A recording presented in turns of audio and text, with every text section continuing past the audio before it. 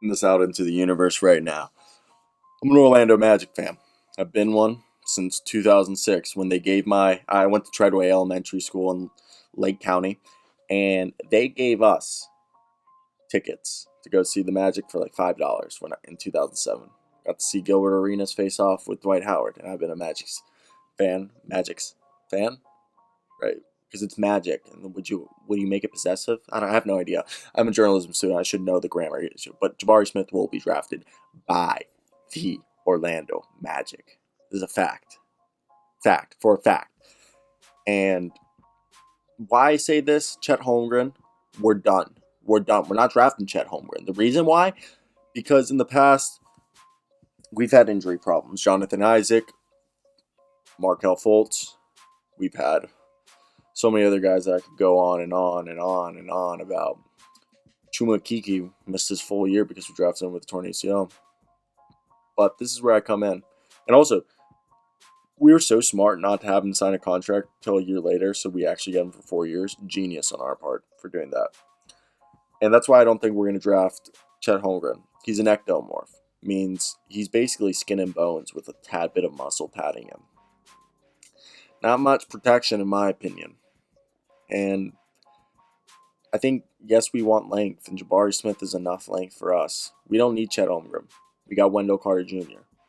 And Chet Holmgren, yeah, he has a really high floor, which is a more versatile, mobile, defensive version of Andre Barjani, in my opinion.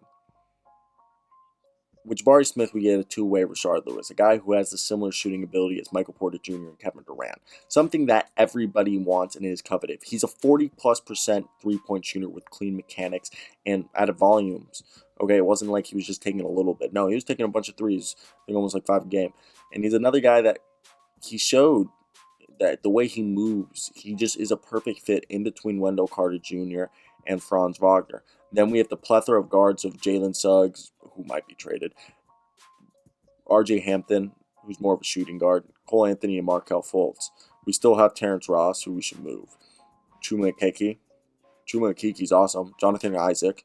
Because if we draft Jabari Smith, unlike Chet Holmgren would make Wendell Carter potentially expendable. But Chet Holmgren, I don't think fits our narrative, our team. Jabari Smith would allow us to potentially move on from Jonathan Isaac, who we could get compensated very well for. And honestly, if we draft Jabari Smith, it might be in our best interest to move on from Jonathan Isaac. Nothing against him. It's just let's play Jabari Smith as many minutes as possible. And Jonathan, let's try to trade him to a team like the Golden State Warriors, who will after this season, or even the Denver Nuggets, the Brooklyn Nets, the Portland Trailblazers, teams that are trying to become championship contenders, the Los Angeles Lakers, the Clippers, Toronto Raptors. Those are all teams that love length and size, and that would definitely be interested in Jonathan Isaac. And this is why I think Jabari Smith will come in. He just fits our timeline. And that's something people need to consider, is finding players that fit their timeline. And people think I just say this because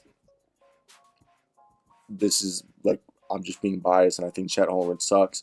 I don't think Chet Holmgren sucks. I'm just scared that he doesn't have a body to bang against. He's never going to weigh more than 220, 230 pounds, maybe 250. He's still not going to be strong enough to bang down low against Joel Embiid, Nikola Jokic, DeAndre Ayton, Rudy Gobert. He's going to get physically outmatched by those guys. Mitchell Robinson, Nerlens Noel, Karl-Anthony Towns will even be able to push him around.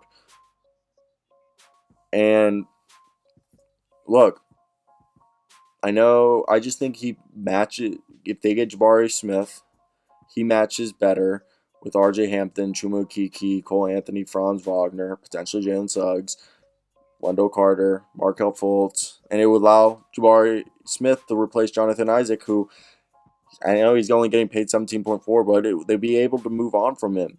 And also, if they wanted to keep Jonathan Isaac, it would allow Jabari Smith to be able to be brought on a little bit slower than needed. And that's why I just think Jabari Smith is the right guy to go. Don't get Chet Holmgren. Don't get Chet Holmgren. I'll be so upset. So upset if they get Chet Holmgren. That's why I'm putting this out into the universe. They will draft Jabari Smith. I'll put my money on that. I'll put my life on it. Yeah. But Man, oh man. I just sit here and as a guy who went and saw multiple games of Rashard Lewis in person. And before everyone in the NBA draft community started comparing him to Rashard Lewis, I want to be the first one to put that out there. I looked at this cat and I was like, this is Rashard Lewis. I'm looking at Rashard Lewis play defense. I want to say that. And Rashard Lewis was a second round pick. New microphone comes tomorrow. Very excited for that. Very, very, very excited. Dog coming to. Oh, hey. Just baby, say hi into. Hey, if you made it to the end of the video, this is the Jazz baby. She's my baby. This is my pit bull. I've had her. We're going on year 4 together, right? You're going to be 5 this November. She's also a rescuer. I've had her all my years while I'm in college. Yeah. She's the love of my life. She's a good dog. Hope you guys have a good one.